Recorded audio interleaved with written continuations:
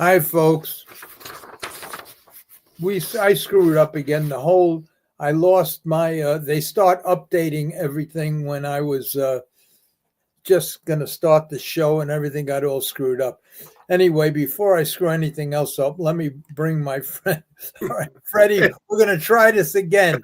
Hey, Larry. We're going to try this again. Hey, Michael, welcome back. Good evening. I forgot to hit. You know what happened?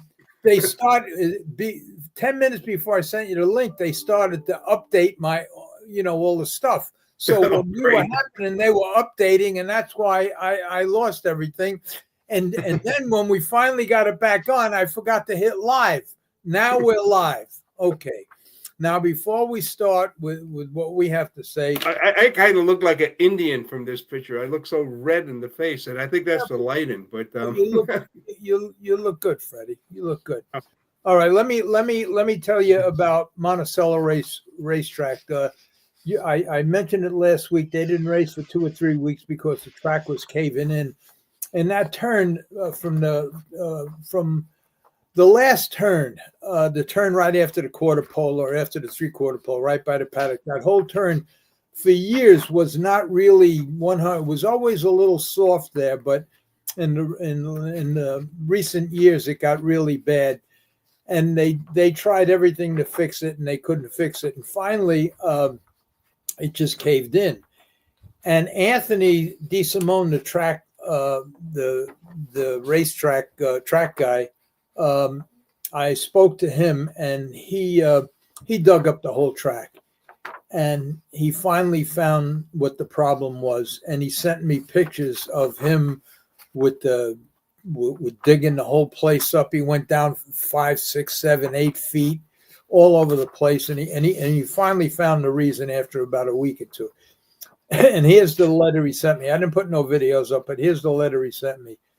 He said, Monticello Raceway was built in the late 50s. The track and infield was built on shale, which does not drain good, and after a while it turns to clay.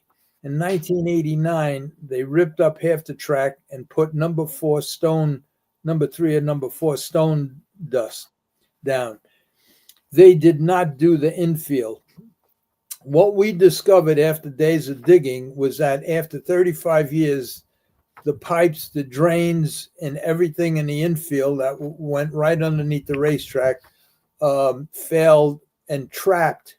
All the drains failed, and they were trapping all the water, which saturated that one spot on the track, that whole last turn. And so what they did was they dug everything up. They put 14 new drains into the infield, and they dried everything out, and they began racing successfully, and the track is real good. And he also told me that Resorts World, the casino, they spared no expense to correct the problem. So how much did that cost, Larry? Did they say? He didn't say. He just said that World, that the casino, okay, they whatever it was, they paid it, and they never said a word. But that was something. I guess underneath it was like 10 feet underneath. The pipes and all the drains were clogged from the shale and the clay. And for 35 years, that whole thing, it was just it's saturated. Well, I'm glad they fixed it. That was a nice track. I spent a lot of years up there. The other thing I want to say before I forget, from now on, I usually do the podcast every Thursday, but from now on, we're going to do it on Tuesdays and Thursdays because thanks to Freddie, we're going to have a lot of interesting people coming on pertaining to racetracks and who's going to live and who's going to die and what's going on. And so I'm going to start a podcast on Tuesday. So every Tuesday night at 8:00, I'll come on with my friends Joe and Anthony and Eddie, and we'll talk about a lot of general stuff, including the horse business, and we'll also talk about whatever we talked about on Thursdays. Now, also on Thursdays, I have lined up a couple of heavyweight guys that are going to come on, all Hall of Famers, and I believe next Thursday, I think we got Billy O'Donnell coming on. Yeah, Billy has said that he plans on doing that. So okay, so next Thursday we'll have Billy O'Donnell on, and then after that we're going to try to have a couple of every week we're going to try to get one of the Hall of Famers on, and even some great guys that are not in the Hall of Fame but been around a long time, and we'll have a lot of fun. So we'll do it on Tuesdays and Thursdays. So now I have to say what my friend Jimmy always says. You got to hit like and subscribe. No, got to hit subscribe. Even that's for free. But then you got to hit like, I think. Hit like because it does something to the algorithms, whatever you call that, whatever that word is. And this way something happens where I don't know what happens. Anyway, hit like, subscribe. It's for free. So just if you find it, hit it. And that's it. That's the only thing I want to say up front. I'm glad that Monticello racetrack got fixed up. I know they were going crazy, and I'm glad the casino stepped up and did what they did. And I know that Anthony, the track guy, he was going crazy for a couple of weeks, and thank God for him. Okay. Now okay. Let me take over here for a few seconds, Larry. Go ahead. Okay, so Michael has been on a couple of our shows with Clay Horner, Johnny Campbell, and Gordon Banks. And so, Michael, let's talk to us about what we've covered on our show. Larry was going to run the show, but it's technical difficulties. It wasn't a technical difficulty. You sent a link that was empty. There was nothing. Well, it worked for everyone else. It didn't work. I sent you the email that I sent to the people that put it up. More than likely, I could have fixed the situation if I wasn't in Washington, D.C. the last 3 days. But Michael, take over and tell Larry what we've accomplished over the last couple of weeks. I think we've talked about ways that we can generate more handle, more interest. A lot of people love the sport, and the three of us go back to when the sport was very, very cool in the 70s, and we have done probably a slight disservice with many more races than we used to run. If you go back to the 70s, 9 and 10 races run about every 28 or 29 minutes. First post around 8 o'clock, last post somewhere near midnight. And we've gotten away from that. And to do that, to have 14, 15, or 16 races, even 17 races, we have to put up shorter post times, and those shorter post times have destroyed the handle. Now, on the other end, the Thoroughbreds, they had the 9-race model every 30 minutes 40 years ago, and they still have it. Almost every racetrack on the Thoroughbred side goes every 30 minutes. Saratoga might go every 34. A couple others might go every 28, but they've kept the same model. So I think we need bigger fields, but most of all, I think we need lower takeouts. The takeouts in the 70s, we had one trifecta that was 25%. Everything else was 17%. So a lot of people could stay in the game, but now with 15 superfectas at 25%, 15 trifectas at 25%, these people just can't last, and it's just math. So at some point, you're going to have to lower these takeouts to get a real sporting crowd to follow you, because you have to make your sport capable of winning. And right now, we're not there. Well, I Freddie, I don't know how you feel about this, but I think it'd be more interesting if I played devil's advocate here. Because there's what Michael said is true, but it's probably a very small or one piece of a puzzle, and before you can get to doing what Michael suggests, there's a whole lot of problems that get to that before you can get to that point. That's number one. Number two, by the time you get to that point, and you would probably know the answer to this, Freddie, would decoupling eliminate races by the time you get there? Yeah, decoupling. Like if decoupling comes in, we may not have any racing. So everything becomes mute. So then irrelevant. So then what I'll do is I'll get a pole here and have some pole dances, and we can start a whole new. But decoupling's another animal, and like they're still fighting it down in Florida. And I got some reports back. Being I was in DC, I haven't been able to read them yet, but I did get some stuff that back in today, but I just haven't had time to read them yet. And those came down for what's going on in Florida right now. I plan on reading them tomorrow. So I'm sort of backlogged. I'm overloaded with work. So your point about decoupling is fair, because I don't think there's any question we're going to have less racetracks on the thoroughbred side and the harness side, because we got an influx of racetracks in the early 2000s when slots came around, Dover first, and then after 9/11, slots became part of every New York racetrack. So we have a lot of more racetracks. I do believe we're going to have less racetracks. So those racetracks that survive should handle more, no question. But that's a long-range problem, as Larry said. Hey, Michael, I want to interrupt you for a second. Certainly. Could you give the audience a little background on yourself so that they know who you are?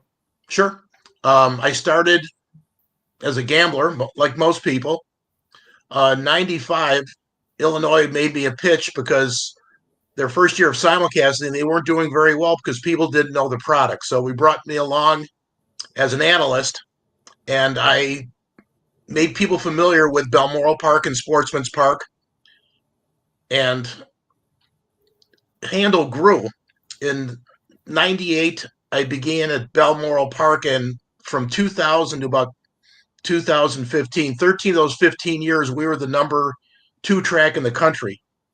In 1990, we were not even a top 10 track. There were days when we did 300,000. So we did what we needed to do. We had a better wagering format. We got into the simulcast market. We got into the California market, and we became successful. From there, I went to the Meadowlands when Balmoral closed, and my main job at the Meadowlands was putting the post times where we could be most successful. And through the course of 2015 to 2018, we struggled a little bit, but then we did get the subsidy from Governor Murphy. And then I think the next 5 years, we were up about $300 million in handle. And part of that was bigger fields. But we also, I thought we had a very unique gambling product where it grew to now we have 8 wagers where there's a 15% takeout, and those are the most popular wagers the Meadowlands has. I also started working freelance for the Jug, for Oak Grove, and last year I did the Jug for the first time, and we stretched out the post times, and we were up on Jughead and Jug Day about $700,000, even though we had less races. But we went back to the old standard, which works.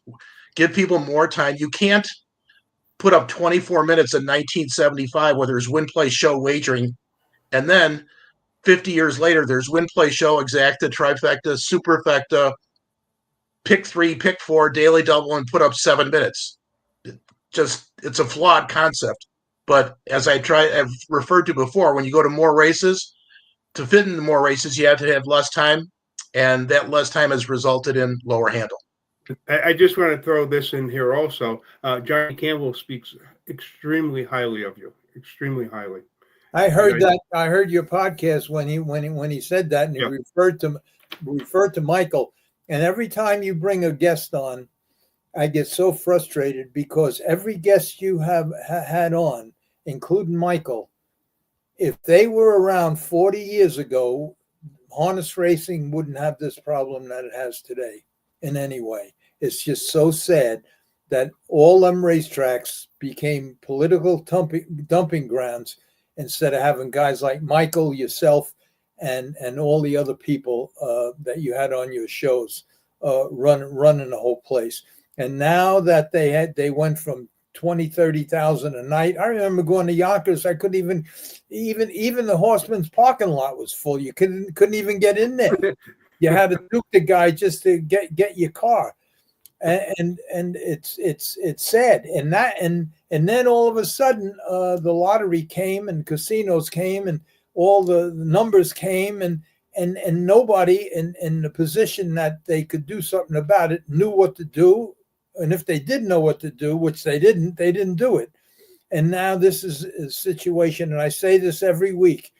You put guys like Michael and John and all the other fellows that you had on into situations where it's become a life and death situation, and it's not fair.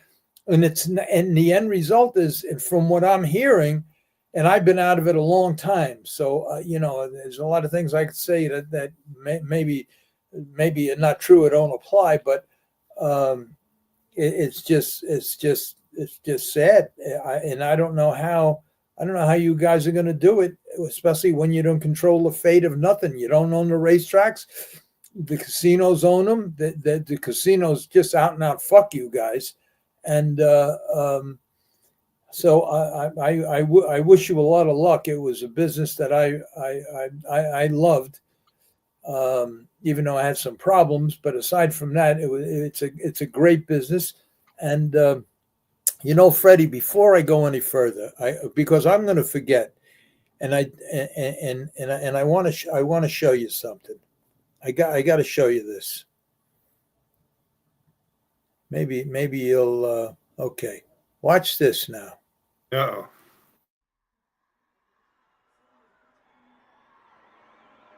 This field is on game. They're all from the inside. There goes Freddie Hudson out for the lead. Russell Williams right alongside. Getting away in third was Ryan Macedonia. The two trailers in the field are Jason Settlemore and Joe Panaccio. Around the clubhouse turn, down the back stretch they go. Freddie the Dream Hudson leads by a half a length, and out of the pocket right line, there goes Russell Williams up to challenge for the lead. We're by the quarter pole here, and Russell Williams on the outside has taken the lead the opening quarter in 27-2. So around the paddock turn they go. Russell Williams leads it, but on the outside, quickly with an early move, is Ryan Macedonio up to challenge for the lead. These two are going to race as a team to the top of the stretch the first time. Russell Williams inside. Ryan Macedonia from Trackcast fame right alongside the challenge for the lead. Freddie the Dream Hudson watching all of this from third. Jason Settlemore picks up the live cover on the outside fourth. Two back to Joe Panaccio. The Florida Flyer can see them all. They hit the half in 57-1. Around the clubhouse turn, down the back stretch the final time. Russell Williams by a neck. Ryan Macedonia continues to get the good air. He's still living on the outside second. Freddie Hudson third, far outside. Jason Settlemore, and farther out on the Meadowbrook Parkway is Joe Panaccio. We've got four across the track at 3/4 and 126-2. It's serious business now in the race to become the next president of the USTA. Around the bend they go, and Jason Settlemore from the far outside. Russell Williams hanging game. Freddie the Dream, he needs room. On the inside, Russell Williams, Jason Settlemore, Freddie Hudson gets loose late. On the outside, Joe Panaccio, Ryan Macedonio still there. Five of them hit the line. This is too tight to call. They will be split by the camera. Hold all tickets until the result becomes official on February 27, 2017. That was I don't know who the camera guy was, but I mean, aside from that's Saddlemeyer guy. He's vice president or something at the Meadow. Yeah, he's at the Meadowlands. He drove a good race. He was dead last, and he made all good moves. Yeah, but someone was out on the Meadowbrook Parkway too. Yeah, That was a stellar field. That was an invitational pace. Yeah, we did that in 2017. Trade Martin did that and put that together. And the voice that you hear as the announcer is Randy Lee, Jackie Lee's son. And that's who that was? That was Randy Lee, Jack's son. So we had put that together. He sounds just like his father. So. And I just want to show the people and all the folks that are watching, because for years, and I know you know this, Freddie, for years I've been talking about you and how you been going to Washington and lobbying for harness racing, and all the time and that you spent on your own dime. And I finally got a picture. And yeah, that was taken, I guess, yesterday. So. How about this one? I don't know who these people are. So okay, that's what you would call it, GT. That's Congressman GT in the middle there. He's like one of the really, really tough Republicans.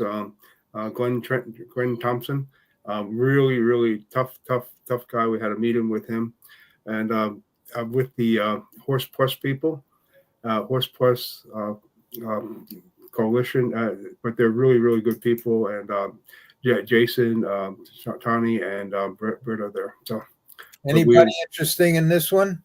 Well, the same people that I just mentioned, and we met with another group that was lobbying for the SAFE Act in Washington, D.C., and so we just all posed for a picture. I do not know the other people. I spoke with them briefly, but I didn't catch any names. But they were all lobbying for the SAFE Act there, which save America's forgotten equines, which would end horse slaughter. But this is a good picture, Freddie.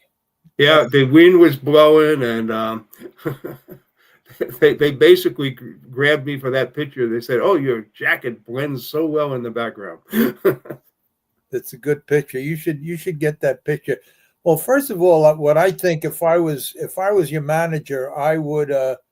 You want the job, Larry? It pays great. Nothing. No. I would just make a couple of suggestions and have that. What do they call that when they fix the photo? And I would get rid Photoshop. Yeah, Photoshop. I would Photoshop the center of that. Maybe lose like. I was thinking put on top of it for Congress. Or you could just go halfway. Just go halfway so you don't see that you're pregnant. Be nice, Larry. Okay. All right. So now there's another thing that I wanted to say, and I want to get all this in. Then we'll get back to Michael, because Michael, when I watched the last show that Freddie sent me, and John referred to you, everything that you said not only made a lot of sense, but would work. It's just that I just have doubts that it would ever get, if you would ever get to the point where you could implement all the things that you said, but it's too bad. And I want to skip around a little bit, only because I put a lot of stuff up here that I want you to see, Freddie, because I know that you're lobbying for that, the horses, the SAFE Act, Save America's Forgotten Equines. Yeah. And I think last time we talked about it, I really believe this, and maybe I think Michael might even agree with me. Michael, I told Freddie that if that ever passed and Freddie ran that whole thing, that he should do just what they do on television for the ASPCA, just contribute $9.99 a month to save the horses and everything else. And there's so many things that could be done. And I put a couple of them up here. And the reason I say that is because, aside from what I'm going to put up, you see this guy here?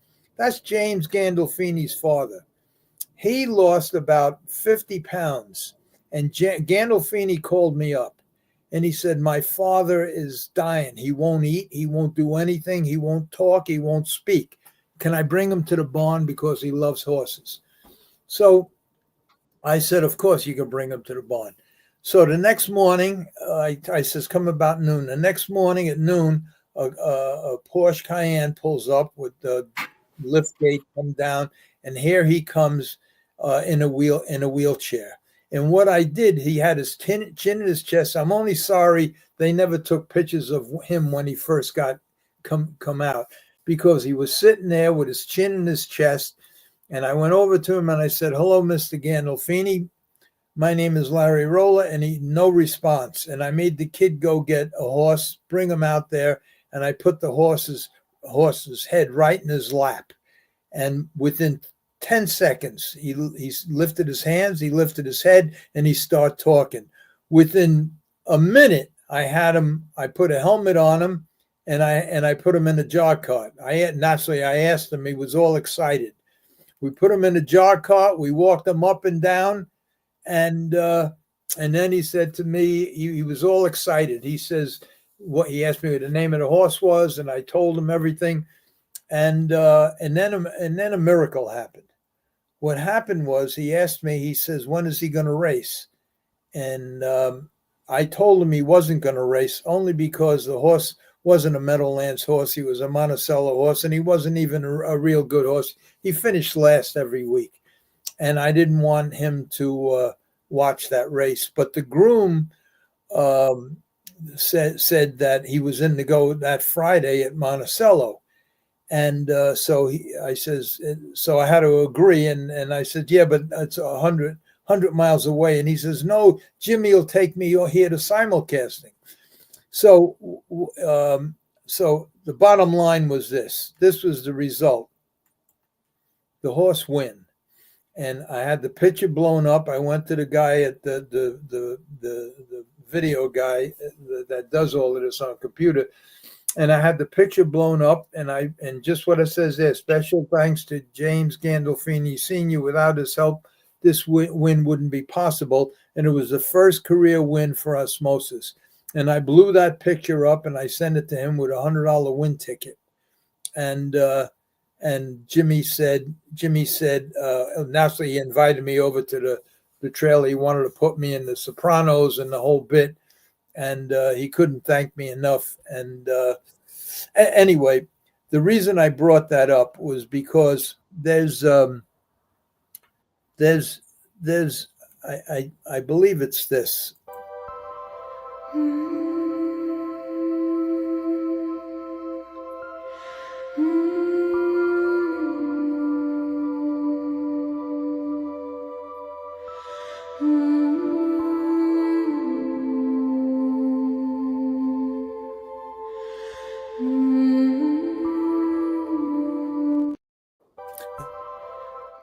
Believe that if Freddie gets that passed, I believe something really, really good could happen, because just think what's going to happen if the casinos win.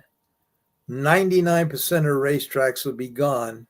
Where are these horses going to go? It's frightening even to think about it. So that's how important that this bill is to pass, because things like that, commercials like that, could really start something really big, and I hope it happens, and I hope, Freddie, I hope you're successful. So well, thank you, Larry. Well, currently, right now, next week, I plan on having a YouTube commercial out in support of the SAFE Act. I'm working on it right now. I got to do the voiceover on it. I got some of the slides in, and I'm trying to get some sponsors and so forth on that. I got a few in at this particular point, but once I get that portion taken care of, I'm looking for standard. It's going to be standardbreds that support the SAFE Act, and so that will be out, and then it's going to basically explain the bills and how people can basically put their voice in to contact their congressmen or senators or whatever and say, "We support the SAFE Act. Please put it through." So I'm working on the voiceover, which I will be doing myself, and so I have to write out the script and stuff. But I got the slides all done, and so I'm pretty much ready to roll on that. And that will be pretty similar to the Freehold video that we did. And on the Freehold video, the Freehold tribute video, I spent hours and hours and hours going through all the old newspaper clippings to find stuff that I could use for the Freehold. And I went back to the 40s and 50s, and what surprised me the biggest surprise that, and you're probably, I don't even know if you know this, Larry, but the biggest surprise was like back in the late 40s, the whole Meyer family was racing at Freehold. My dad was racing at Freehold. I didn't know that. and so all the newspaper goes, oh, there they are. The Avatellos were like ruling down there. Tony won multiple driving championships, followed by Carmine. The dancers just won down there. It was like a trip going down history just to read some of this stuff that I didn't know. Bob Farrington was racing down there. He won driving titles at Freehold. The Delaware circuit, the Maryland, Delaware, Virginia circuit was racing at Freehold. So it was very interesting to find that stuff out. Michael, on one of the podcasts that Freddie did, and I'm not sure who brought it up, they talked about odds being the same. Do you know what I'm talking about? Like all the odds being the same? No, I guess I can't remember. No, Freddie, I don't. But I think that's Gordon's fixed odds. Oh, he was talking about fixed odds. What does that mean? All right. First of all, it's a very poor choice of words. But what it means is that just like football, if the Jets are getting 7 and you go to a casino and say, give me 500 on the Jets getting 7, maybe 2 days later the Jets are getting 5, but you got 7 when you made that bet, so you get 7. Now, of course, odds fluctuate in horse racing, so you may bet a horse at 9-5, but through the course of going to the post, that horse's odds drop significantly. Perhaps he's now even money. So now you don't get 9-5, you get even money. Exchange wagering, which has been done through Betfair historically 20 years ago, the most successful horse racing exchange, you're locked in at 9-5. And under a proper market with a low takeout, Betfair offered that bet on an exchange.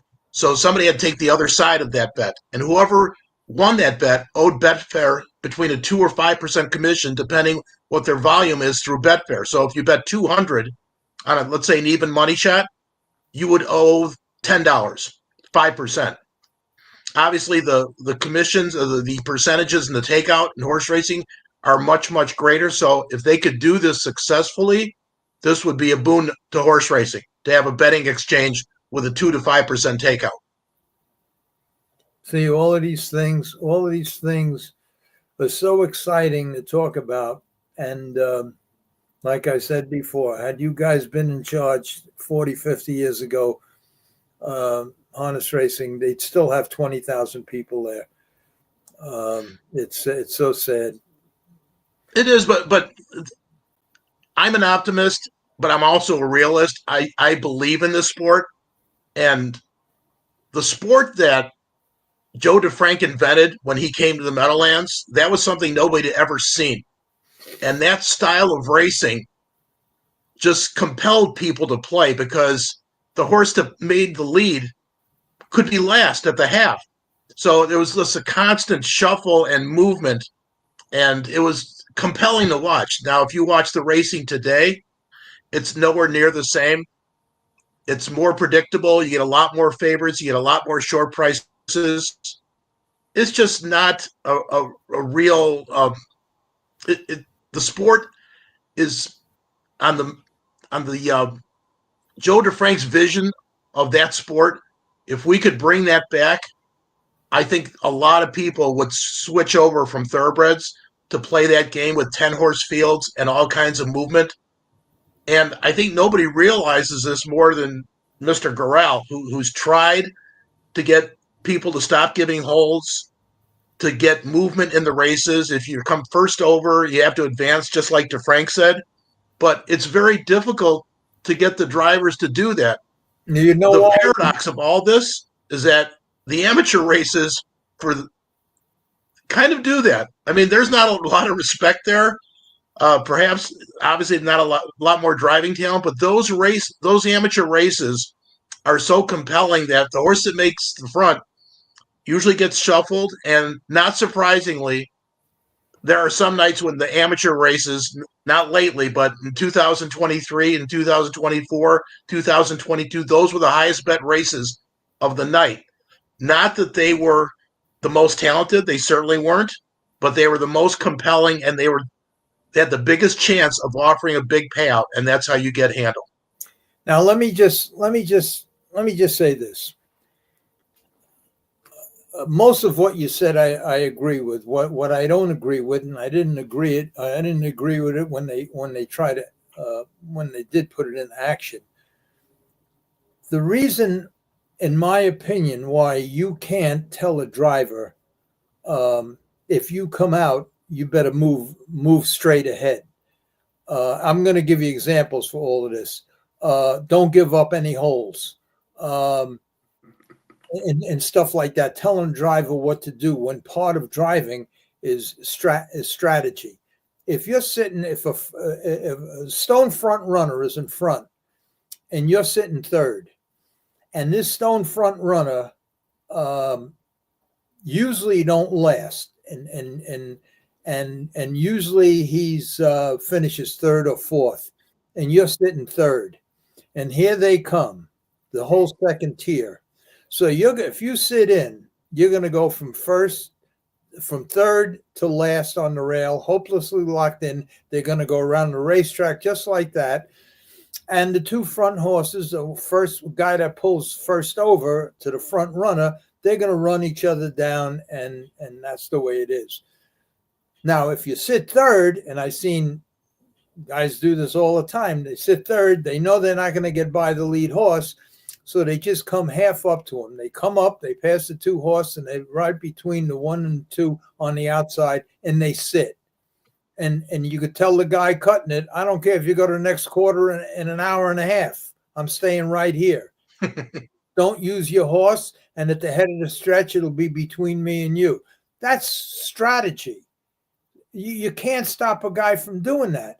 And if you're sitting third, and a guy is outside with a speed horse cutting it, and he's just hung out there, why would you not give him a hole and sit fourth and have a much better chance of being second over than keeping the guy out there who's eventually going to get mad at you and just make sure he keeps you locked in? So that's a stupid example, but I don't believe that them kind of rules should be. Now, if the three judges watching the race, they know if it's a strategy move by giving up a hole or coming first over without moving up right to the lead. In other words, they expect you to come out and just rush the leader, and that throws strategy out the window. And if you're a good judge and you're a horseman and you know what to do, them guys that do it for any other reason except strategy to win, the judges will know, and they can get fined. So that's the only thing I don't agree with. But that's why it's so important to have important people. See, if John Campbell was a judge and O'Donnell and all the drivers were judges, they would understand that. And just like, well, anyway, I don't want to go on and on. A good idea. We should have rotating judges. Rotating judges every night, different judges that are former drivers and trainers. We probably have some eyes on the races that they don't have now. Well, you know, another thing, Freddie, instead of giving these judgeship jobs to all retired political appointees, why don't you give them to ex-drivers or trainers that never did very well and basically forced out of the business? Make some kind of promotion to send them to school so they could be the judges, and eventually. Oh, we have a lot of them. Like Danny Kazmaier is doing great as a judge. Well, I can name two. I can name two, but there's three at every racetrack. You know. Yep. Can I get off center a little bit, Larry, if you don't mind? I also want to talk about post times because we spent a lot of time on this. Yeah. And it's important to separate the products. And on Freddie's show, I made it less personal using Saratoga and Del Mar. But Saratoga starting at let's say 5 o'clock, going official at 5:05, having Delmar's post parade coming on and going at 5:15, and as soon as Delmar goes official, Saratoga's post parade coming on the track. That's what people want. That's the people that don't want to wait a half hour in between races. They can bet Saratoga and Delmar. Ideally, for the harness, we try to set it up with Meadowlands and Woodbine, going about 25 minutes, so a race every 12 minutes, and the public really responds to that. But post times are the most crucial part of the business that we're missing as far as handle, because I currently work at Oak Grove Raceway, and that's in Kentucky, in Kentucky, in the first 2 years, we've driven handle up about 160%. Now that's a very small track that doesn't have big pick 4 pools and pick 5 pools to entice people, but still, this is something post times that needs to be addressed. You saw opening week at Hoosier Park. Gabe Pruitt's at Hoosier Park now. You could tell just by the wagering menu, just by the post times. And they did almost $1 million, and that's extraordinary for them. But everybody knows that Gabe's meticulous about post times. So getting Hoosier on a Saturday night away from Santa Anita, away from Meadowlands, away from Mohawk, and putting those races in a spot where people would watch Hoosier Park, I mean, Gabe did an extraordinary job over the weekend. So this is stuff that's being missed. And when I did the NYRA telecast for the Meadowlands, our sweet spot is when we're 15 minutes behind NYRA. You've got Saratoga, and then us, and then 15 minutes later, Saratoga, and then 15 minutes later, us. When we get in that niche about 3 o'clock on Hambletonian Day, we're averaging 600,000 a race. So we're never going to do that unless we can get those races in a spot where not only are we not competing but Saratoga, but we can grab some of those Saratoga bettors that don't want to wait another 20 minutes to bet Saratoga. So yes, can we transform thoroughbred bettors to harness racing? Yes. That's a real good idea. Michael, I got to ask you a question.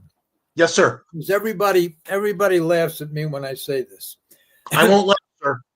I'm used to being laughed at. It makes no difference. I know that the handle went from 20, 30,000 a night down to 200 a night, maybe. And there's no way or no plan to get people back to the racetrack or even interested in harness racing. And the few times that I did go there, the last time I think I went was when Freddie was selling his books there, and I showed up there, and I think Donnie Dancer was there, and hanging out. Charles Martino, we all of us hung out. Yeah, Michael, tell me what you think about this.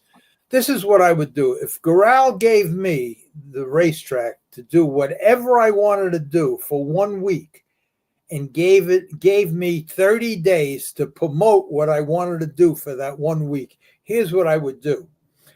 I would get 10 jog carts with the double seat, just like when you're breaking a horse, double seat, so 2 people could sit on the cart. And I would advertise for 1 month that the first 30 people that we're going to have a raffle. Come in, fill it out. Anybody that wants to join a professional driver in a jog cart in a real horse race, fill out this thing. Before the first race, we're going to draw the first 30 people out of pick. 10 will go in the first one race, 10 will go in the second race. Now, in that race, naturally, you got to sign all kinds of disclaimers and everything else. In that race, you're going to get 5% of the purse, whatever the purse is, just like the other driver. You're going to get a film of the race, and you'll get a film of the race and acknowledgement. And I guarantee you, I would even go as far as this. You could cut off my pinky. If that was done with 30 days of promotion, I guarantee you'll have 10, 15,000 people there with their parents, all wanting to be one of the people that are able to sit in that jog cart and go in an actual horse race with a driver. I really believe, and everybody been talking about this for years. How are you going to get people back to the racetrack? How are you going to get people back to the racetrack? And that's why racetracks are unprofitable. So that's the only way. And I mentioned this to John Campbell when he first retired, and he didn't think that was a good idea. But since then, there's no why not? If you build, and I think I mentioned this, if you build a roller coaster in the middle of nowhere, you'll have thousands of kids there every single night, even though it may take an hour and a half to get there. And I really believe that this would be so exciting. You should see when I was training, and an owner would bring his son down and say, "Can I go for a ride? Can I go for a ride?" And I put him in the seat with me, and it's like the thrill of their life. Yeah. And they take pictures and everything else. I really believe that could work. Why not at least give it a try?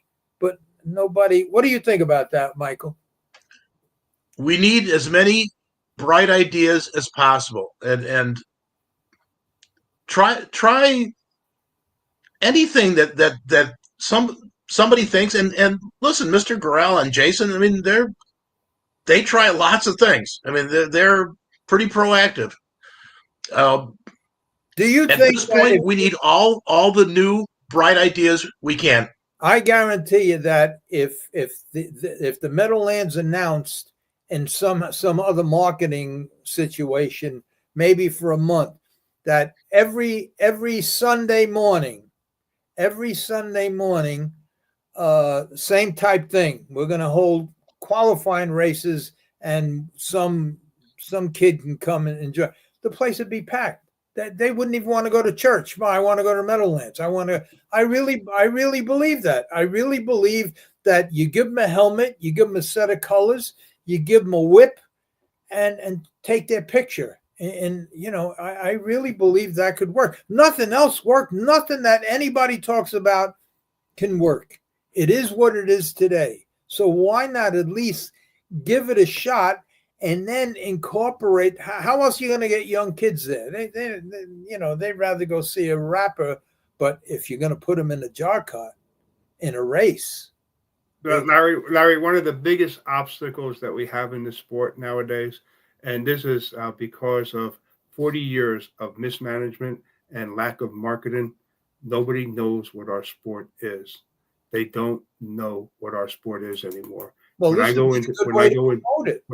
go into Washington, D.C., the first question that I ask before I speak is, "Are you familiar with harness racing?" And everyone says no. What is harness racing? And I have to explain what harness racing is.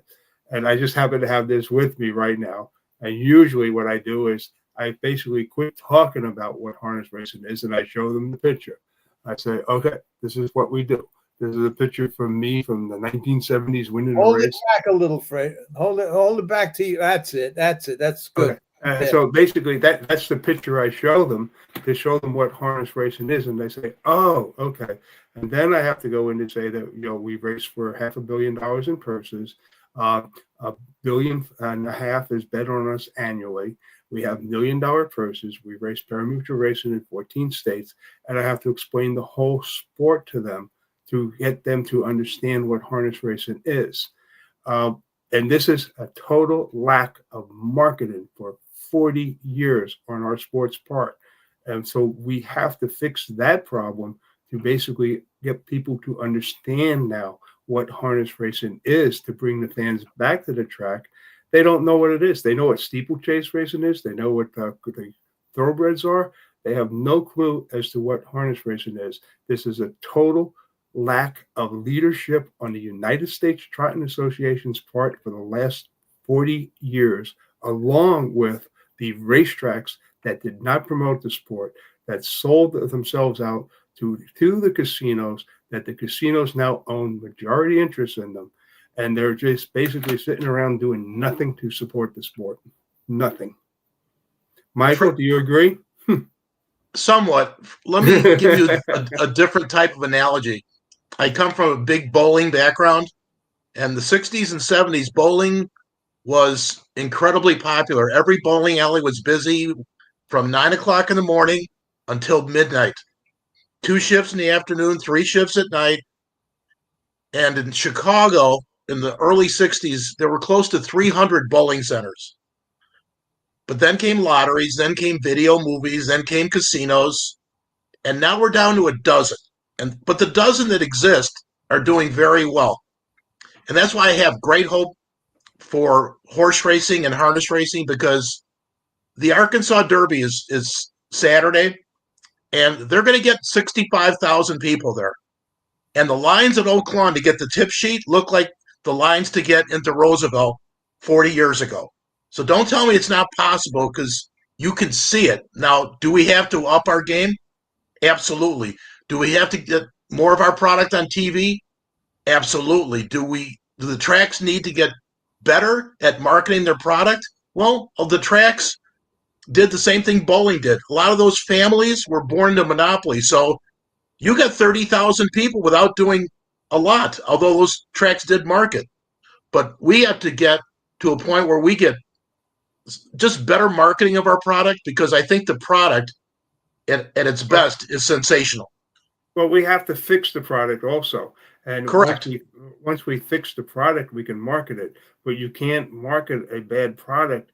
I've sent so many people to the races, and they pretty much told me that they were bored to death and they don't ever intend on going back. These are people that I personally sent to the racetracks. I 100% believe that this sport can be saved. And I think that it's properly managed and properly marketed, that there's a great future for harness racing. But we need to just sweep the rug of a lot of people that are in charge and replace them real fast. That's my personal opinion. First step to solving any problem, admitting you have one. Oh, yeah. Now, once we get there, 100%. The three of us, maybe if we were 50 years younger than we are now, we go to Smith Walensky on a Saturday night, and we know that the 7th race at 8 o'clock, the 8th race at 8:30. So we order our cocktails. 8th race, we turn on the phone for 2 minutes. We bet the 8th. We have our appetizers. 8:30, we bet the next race. This is an open market now. We have established, COVID did so much good for us that we were the first sport back on TV. So we got so many people to sign up to bet sports because they couldn't bet baseball, they couldn't bet football, they couldn't bet basketball, they couldn't bet hockey, but they could bet horse racing. So everybody signed up to their accounts and became a horse racing fan. At least in 2020 they did. And we got a 3-year bump there. 2023 was just an unbelievably good year for standardbred tracks, I think, thoroughbred tracks, and now slowly we're declining a little bit from those 2023 numbers, but the numbers are still good. But 2023 was the apex of COVID. That was when we really were at the top. Now I think we just need to work a little harder and talk to the right people, market the product in a different way, and we can get not only back to those 2023 numbers, but beyond. Freddie. Hey, Larry, do we have any questions coming in from the audience? Yeah, but I just want to ask you this question. How many tracks are in jeopardy of closing down because of decoupling? Will there be some left where Michael's what Michael says could be implemented? Well, here's a good thing. I mean, the big news story here is Gulfstream Park and Santa Anita Park that is owned by the same company, Stronach. Now, both of those are 300 acres, and they're in very affluent areas. So just the real estate values of those tracks make it that much more easy to decouple because they can get so much money for the land. Now, that's not really the case in harness racing, and NYRA has its own franchise, but we don't have. We have a lot of successful tracks that are not in the city proper, so we don't have that problem. The problem we will have is obviously with decoupling the purses. But if we lose some tracks, and I think it's inevitable that we're going to lose some tracks, I think we will gain because each other track that makes it is going to do that much better. I don't want us to get to Sha Tin and Happy Valley, 2 tracks in Hong Kong that race on Wednesday and Saturday, and that's it.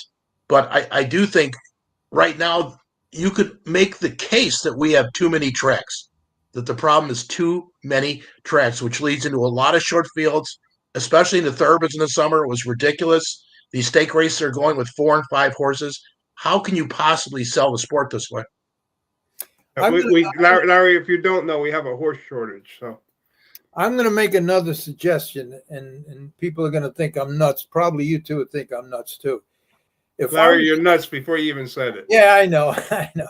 If I was in charge at the Meadowlands, another thing I would do is I would make the race bikes a little narrower, just like they have in Australia, and a little shorter. And this way, especially in a 10-horse field, the distance between first and last is not 200 feet. It would be cut in half, and it would be a whole lot better. I mean, it's very discouraging, especially at the Meadowlands, when you see them right after the quarter pole going down the backstretch, and you got to turn your head. You can't even see it in one eyeful. That's how much space is in between. So I would make the bikes narrower, and I would make the bikes a little shorter. Now I have one. I got a lot of comments, and guys out there, anybody want to ask Michael or Freddie a question, just write in. I have about 20 of them here, and I don't understand this word. So it says, is it just coincidence that the decline in harness racing coincided with, what is that word? I don't know. What is that word? Can you see it? It's like decentralization. What does that mean? Michael? I don't know what it means, Tom Kopp, but he's a regular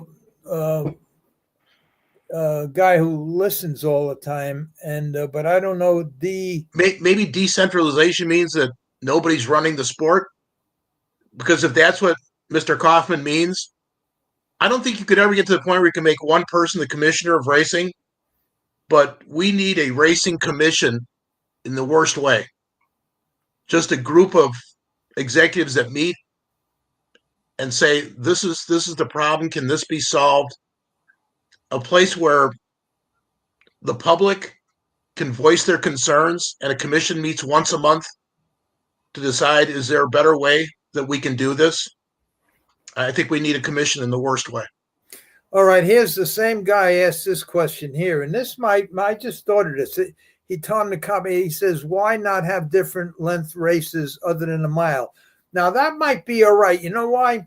Because if you put all the front runners, horses that have to be in front, or very aggressive horses, if you put them all in a race together, it's going to be it'd be like quarter horse racing. And Larry, they just conducted some 5/8 mile races over at the Meadowlands. I think it was last 2 weeks ago. What happened? Yeah, they started that. It was interesting racing. It was hard racing for 5/8 of a mile. It was very interesting racing. I don't want to be repetitive, but the Meadowlands is the best of the best, and the reason is they're willing to try things. And their race secretary, Scott Warren, is just outstanding. He makes these fields. He had a 5/8 mile pace two starts ago. And a lot of people think on 5/8 mile sprint, speed is good, but that is such a demanding race around the first turn. I think the first quarter went 25-4, the half and 54. And the horse that actually wasn't keeping up won the race, which is fairly normal for a 5/8 mile sprint.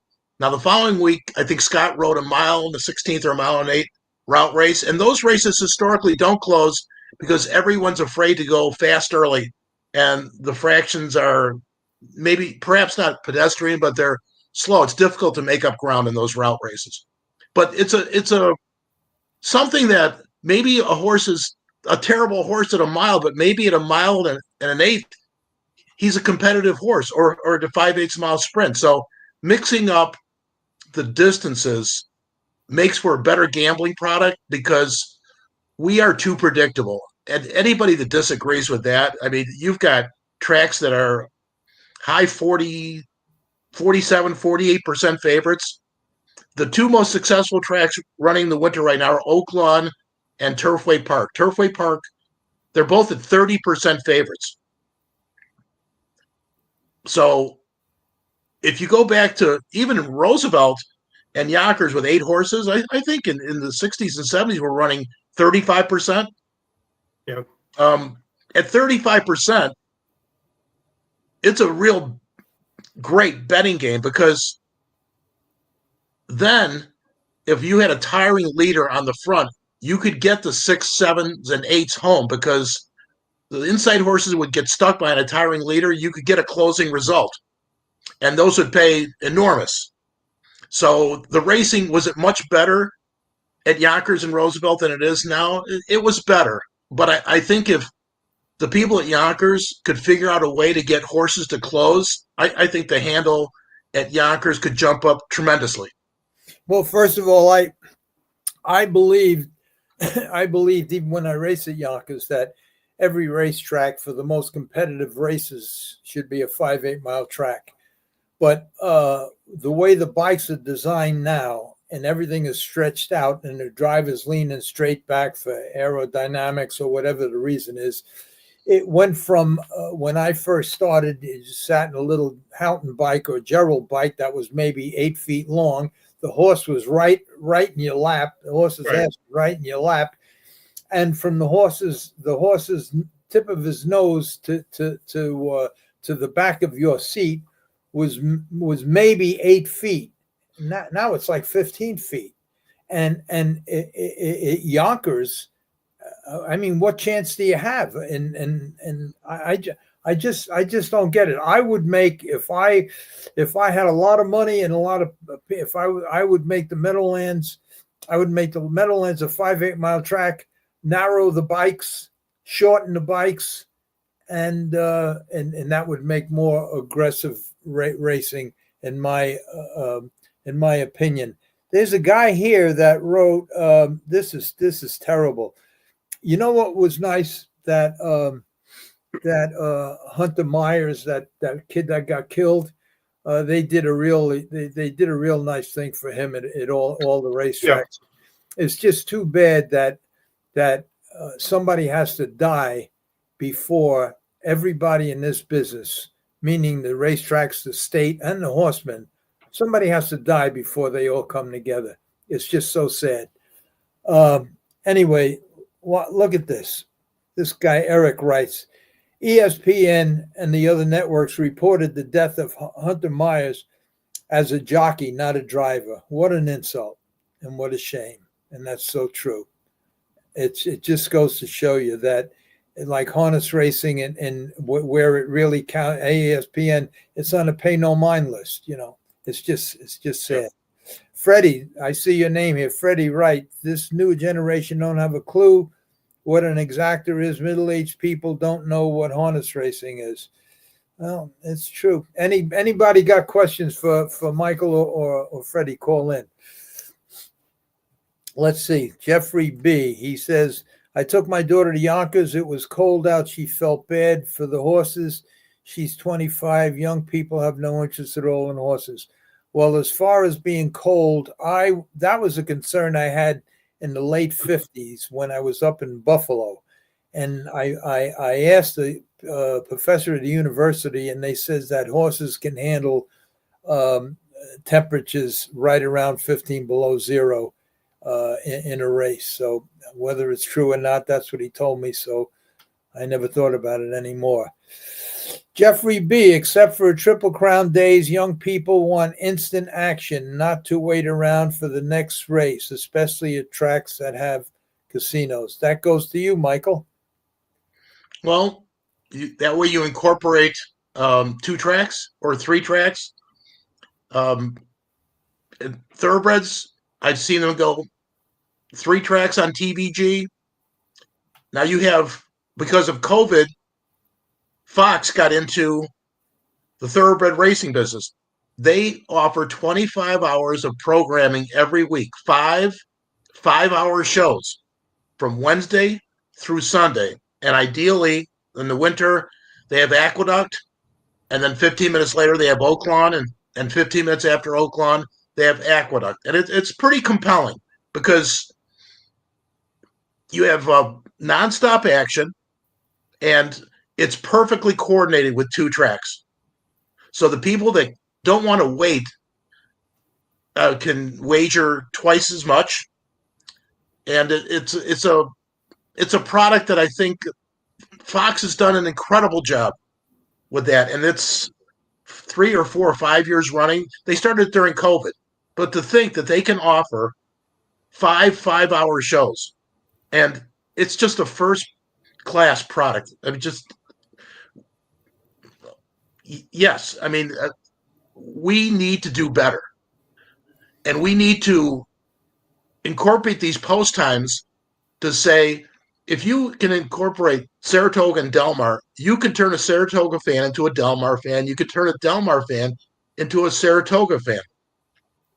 So this is the stuff we need to work on to make the product better and make everybody more money. All right, here's another one. Very true, Freddie. Almost everybody under the age of 40 is clueless about trotters, but everybody over the age of 5 knows what the Kentucky Derby is. That's just what we've been talking about. Freddie, can I answer this one? Sure. I think you go back to where in the 80s, there wasn't that much money bet on the Derby, but they did 2 things. They raised the Derby to 20 horses, which nobody's saying harness should be 20 horses, but then they invented the road to the Derby. And the road to the Derby was you went to specific races and got points, and the people that accumulated the most points, those are the 20 horses that got to the Derby. Now, if you could do something similar in harness racing, there's no reason you couldn't do it. The road to The North America Cup, the Meadowlands Pace, the Little Brown Jug, the Breeders' Cup. You could pick several other races. You create so much interest in these races that, and also a lot more interest. When I grew up, nobody knew where the New Mexico Derby was. But when Churchill said you get points for the New Mexico Derby, I mean, there were a couple of horses, the Calvin Barreau won with the horse for the New Mexico Derby. So could we have somebody, remember that famous thing where Rorken had said, Roger Hammer from the Pennsylvania Fairs to the Winter Circle to Hambletonian. This is what you create by having a road to these races instead of eliminations. And there are people that are high ups in the industry where they'll tell you, well, we're stuck with eliminations. But I think if you had the road to the North America Cup and started in April, not only would it have an amazing interest, but now you stretch the stake season earlier where now maybe everything fits. As you know, we have a big problem now with stakes competing against each other. Maybe that would help. If you go back to 1980, the richest horse race in the world was a harness race, the Woodrow Wilson, $2 million purse. We were the first sport to have a $2 million purse. Land grant, Mr. Insko. Yep. And if you go back and you look, the thoroughbreds, I don't know what the Kentucky Derby was going for at that point, but it wasn't 2 million. It was less than 2 million. Right. We were the first breed to have a $2 million purse. And we had a second one. Billy O'Donnell won the next one. Dell won the first one with land grant, but but we've never gotten back to that point. We sort of went backwards from that point. I'll tell you something great right around that time too. In 1985, there was a horse that had a chance to win the Triple Crown. He bypassed the Belmont to go to Monmouth, spend a buck, because there was a bonus. Right. Monmouth put up. 5 million, wasn't it? The next year, Thoroughbred Racing got together and said, we cannot let this happen again. And they started the Visa Triple Crown bonus, connecting those races, accumulating points to make sure that they didn't get embarrassed like that again.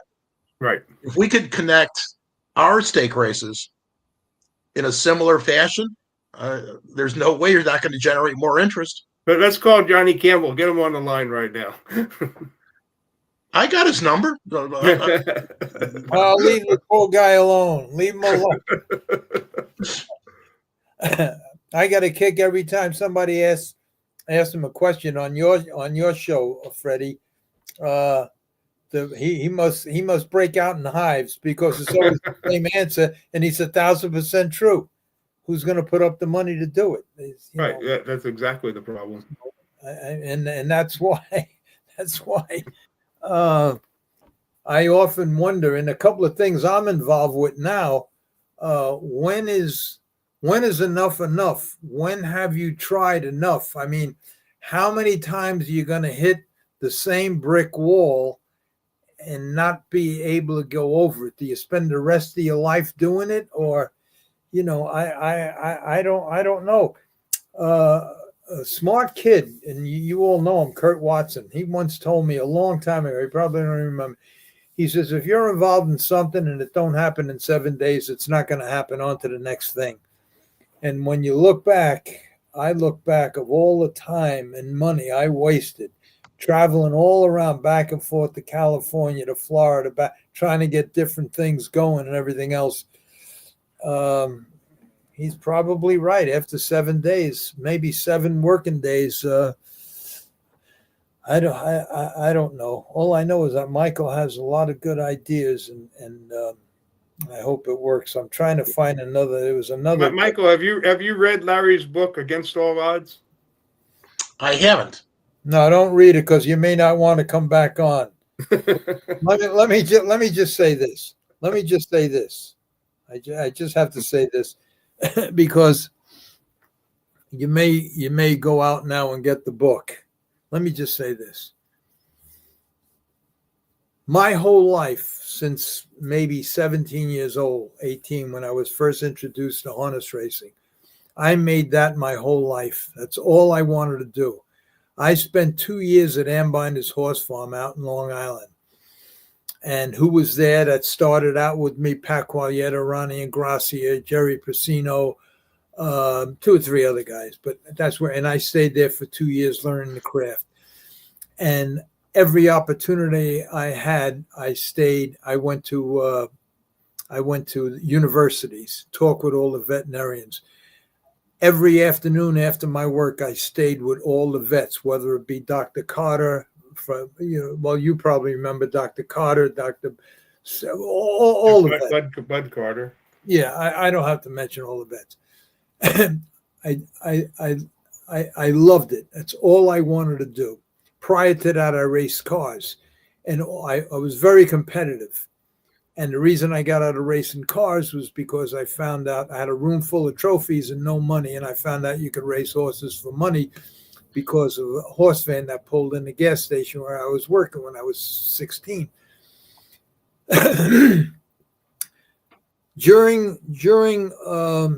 Along the way, I got barred from Yonkers for something I didn't do, thanks to Marty Tannenbaum.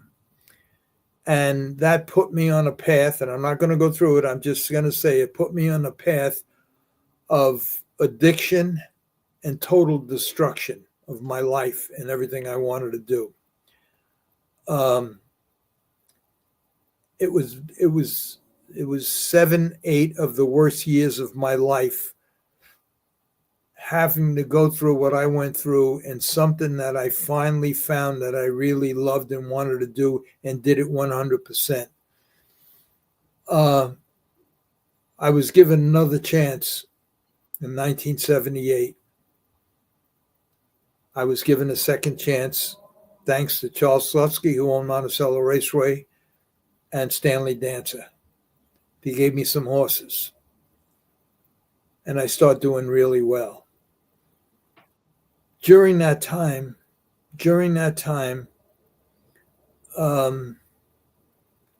I never said this before because my whole podcast was all about me and the book. And it was about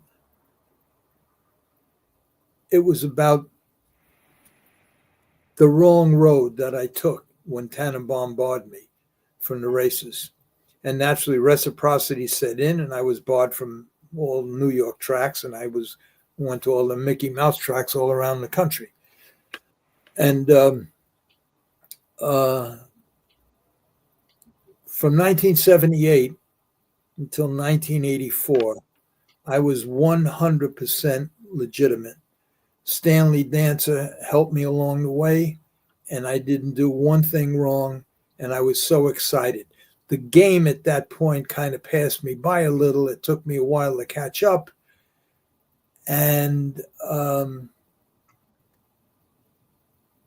so I can't get into it, but anyway, I'm going to jump in here, Larry. You won some big races. You had Wildwood Jeb. It was. You won some big races, and you were training Stanley's stable over at the Meadowlands. I remember that. I was there.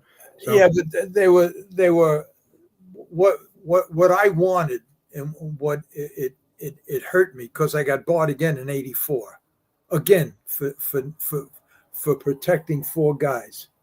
Just so you know, Michael, in 1984, I owned 7 homes. I owned a full barn at Sunshine Meadows. Paid $1 million for it. Me and Carl LaClaus were the first ones to buy the barn, and Dr. Todd. I had Larry Kadish as an owner. I had Andy Blazer. I had Big Willie Farms, Aaron Wagman. I had 7 very, very wealthy owners, and I was on my way and doing well. I was at a racetrack. When my father died, I took my mother. I'm just explaining this part of it so you understand. I used to go up to Monticello and take my mother every Sunday to the racetrack for lunch. I wasn't stable there. I was stable at the Meadowlands. I think I had 40 or 50 horses at Sunshine Meadows in Florida. Fred Bradbury was training for me down there. Half of them were yearlings and 2-year-olds. Freddie Bradbury, excellent horseman. Yeah, he worked for me the last 5-6 years of his life. He trained Diane too, didn't he? For Diane, Diane and a horse called Going Through.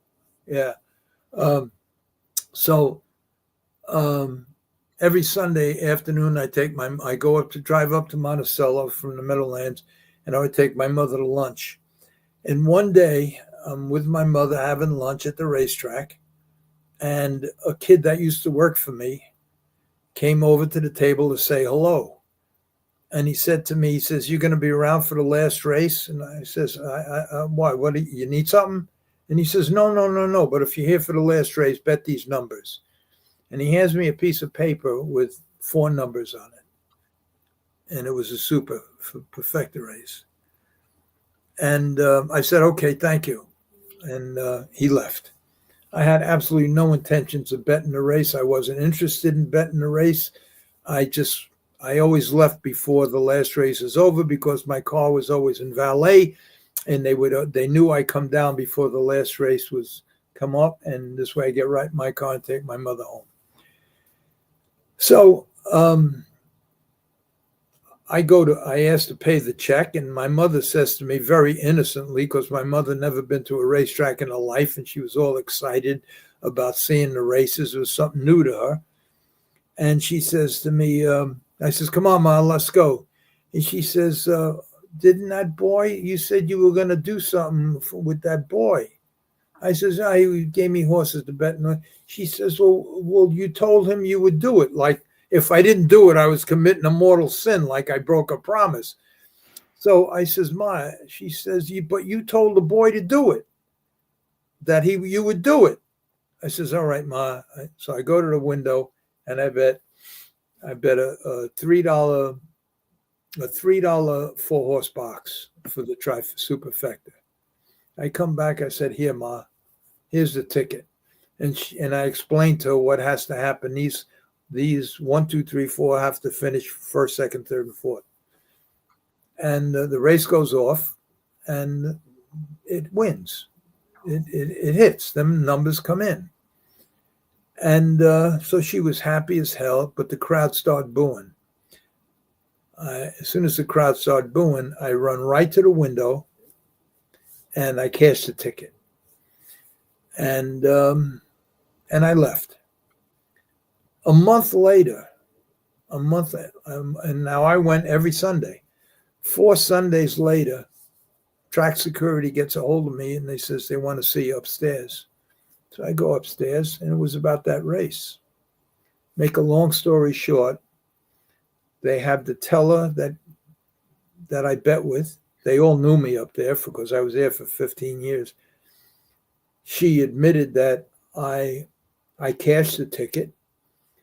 And so they says to me, okay, how'd you get these numbers? How did you leave out the first, second, and third choice and bet the longest shot in the race? And I said, I can't tell you that. I just bet the numbers. And they says, well, you're hereby suspended and ruled off and barred for life. You can apply every year, and all we're going to ask you is who gave you the numbers. And I wind up barred for life. I gave the horses, I called up Billy O'Donnell. I gave them all to Billy O'Donnell. And Billy O'Donnell eventually gave them to Teddy Wing when he became just a catch driver. And between fighting in 3 different states, because they barred me all over the country, I lost all my money, sold the farm, sold the stable, the Sunshine Meadows, sold that. By the 1986, which was 2.5, 3 years later, I sold all the homes, all my houses, to pay for the appeal, to appeal all the decisions because I lost every decision. And that was that. So I gave up everything to protect 4 guys. Now, being I'm on this rant, I will say that during them years, from 78 to 84, I helped a tremendous amount of people.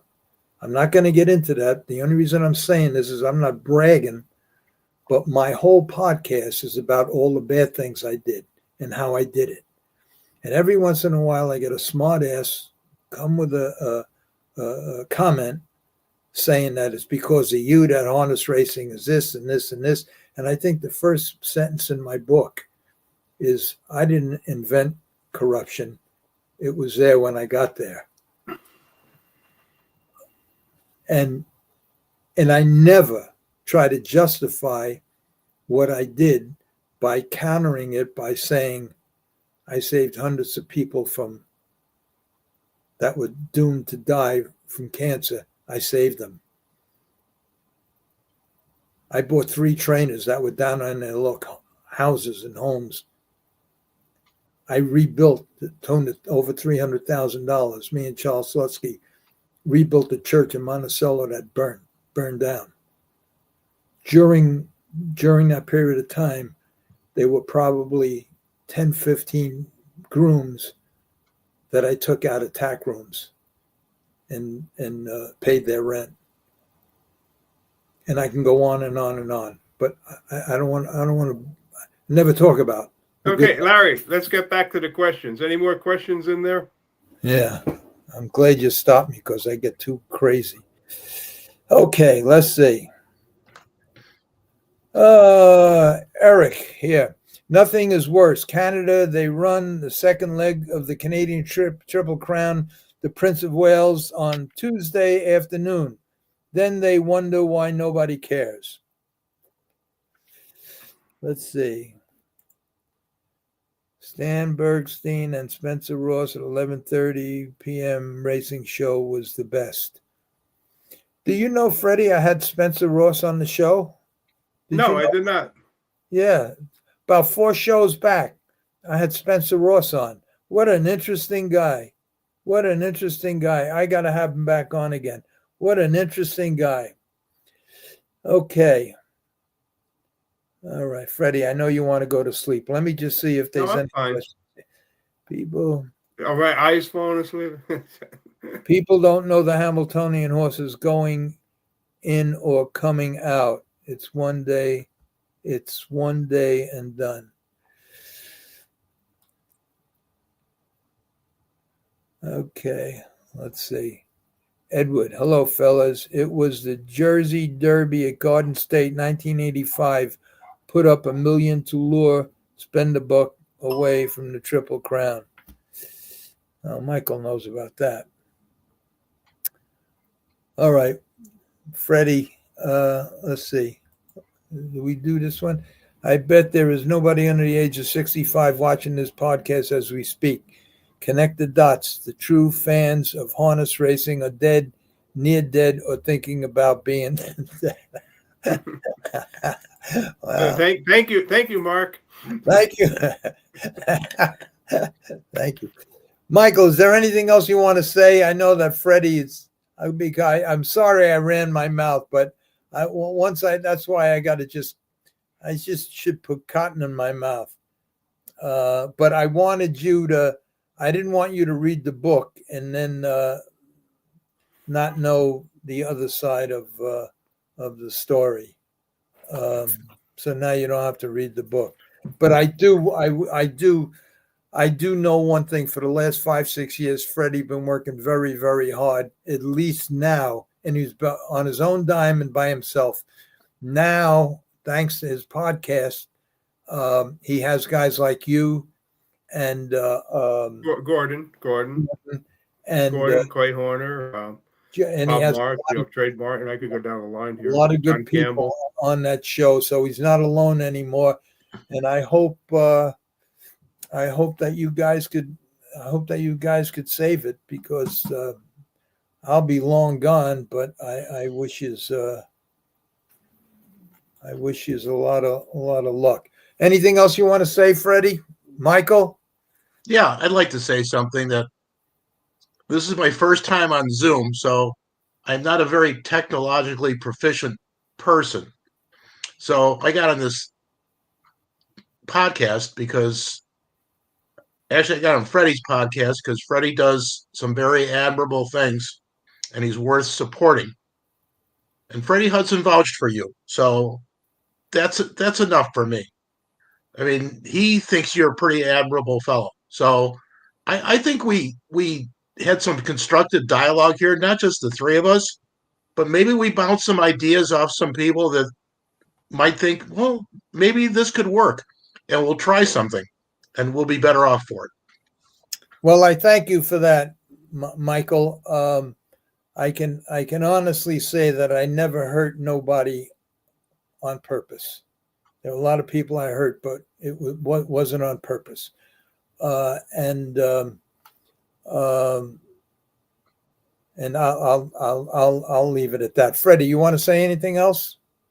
No, I finished up the lobbying in DC for this week. We'll be back next week. I plan on being in DC at least once a week from here on out to try and get this bill put through. Or basically, it's real simple. All we're trying to do is get equines added to the dog and cat bill that prevents slaughter. And if we can do that, we can basically close this. We can end our horses being shipped for slaughter.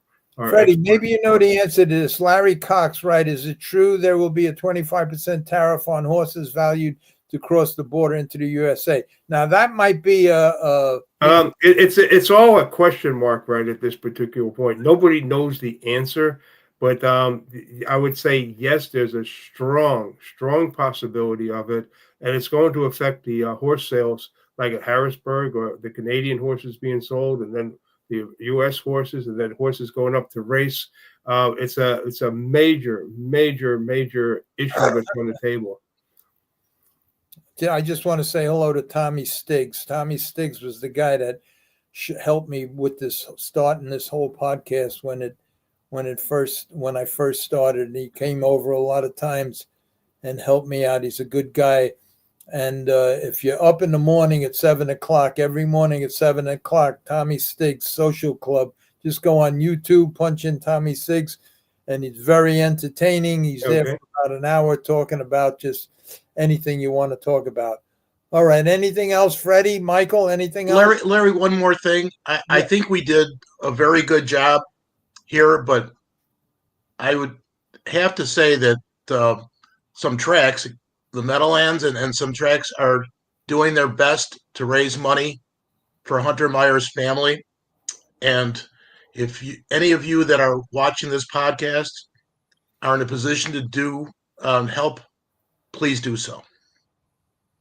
That was very nice. I think I'm almost, I don't remember if I did or not.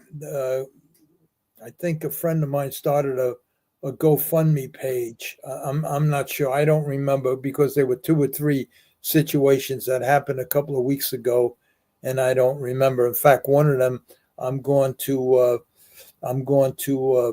the affair this Sunday. It's Bobby Ches, the fighter. I don't know if you remember him. Oh yeah, you remember Bobby Ches? Yeah, it was about the 80s, right? Yeah, I wonder. Let me see if I have. He got cancer. He was on my podcast, and he got cancer, and they cut from the middle of his head right down his whole face, all the way down here into the jaw, and they cut out all the cancer, and he had a tough time. In fact, there was a very short period of time, from a 3-time world champion to bagging groceries at Stop and Shop. I mean, it was a terrible, terrible story. And now the poor guy got cancer, and they're having a big benefit for him, and also a GoFundMe thing. And I'm going this Sunday to the benefit. So I don't remember because there were 2 other ones, and maybe Myers was one of them. I don't know. But that was very nice. And Michael, I thank you for coming on here. I thank you for the kind words. And Freddie, you're going to be on next Thursday. I got to get up with Billy O'Donnell, and I'll take care of that. So I'm going to have to do the same thing. I'll send you the link. Okay. And you tell Billy how to do it. Because the more I do, the more Billy probably is better at doing it than both of us put together, Larry. Yeah, they call him the Magic Man. Remember? I recognize that. The less I do, the better off I am. No, you do good, Larry. You do good. I'm looking for one other thing. Okay, I can't find it, but anyway. I'm going to play. I always try to end the podcast with a song that one of the songs was written for me, and one of them is just life in general. So I'm just going to play the song. Do you like music, Michael? I do. Okay. Did you ever hear Liza Minnelli? Yes, I've actually met her several times. Okay. Well, Liza Minnelli, I'm going to play this song. And it's both these songs reflective of the way I feel. So before you just disconnect, listen to the song, and then you could go, because the show will end with this song. So once again, Michael, thank you so much for coming on. You're a very interesting guy, and a very smart guy, and a very sharp guy. And Freddie is Freddie. Just nonstop. Take care of that knee. And all right. Now, and Freddie, you're going to listen to this song now, or you're just going to? Okay. And Michael, I always do.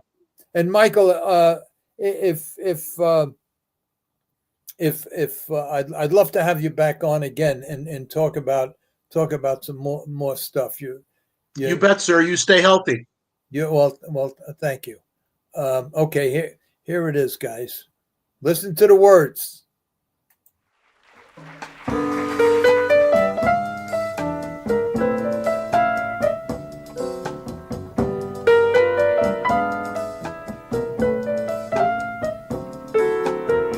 Sometimes you're happy and sometimes you're sad,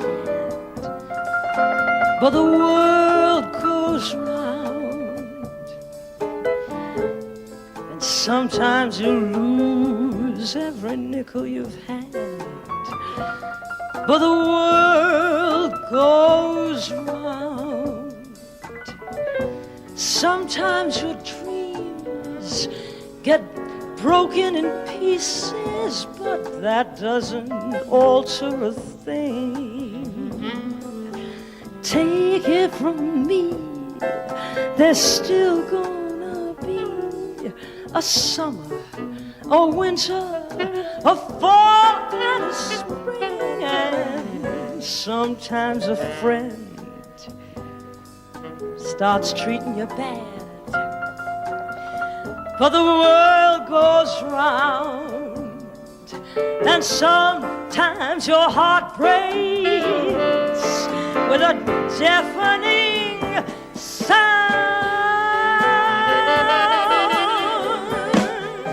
Somebody loses and somebody wins, and one day it's kicks, then it's kicks in the shins, but the planet spins and the world goes round and round.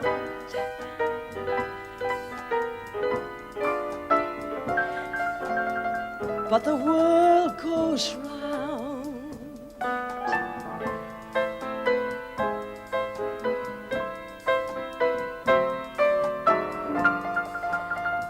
But the world goes round. Sometimes your dreams get broken in pieces, but that doesn't matter at all. Take it from me, there's still gonna be a summer, a winter, a spring, and a fall. And sometimes a friend starts treating you bad, but the world goes round, and sometimes your heart breaks with a deafening sound.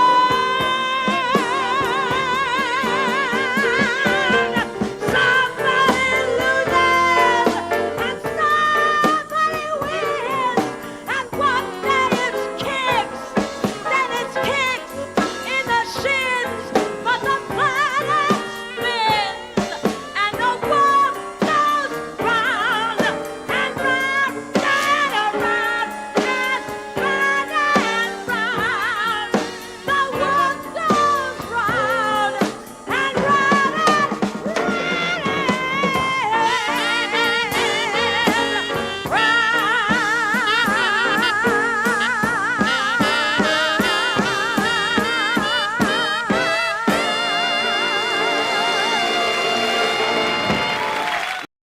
Good night, Michael. Good night, sir. Wonderful meeting you, sir. Nice. Same here, Michael. Good night. And if you want to do this again, you let me know. Thanks, Michael. Good night, sir. Good night, everybody.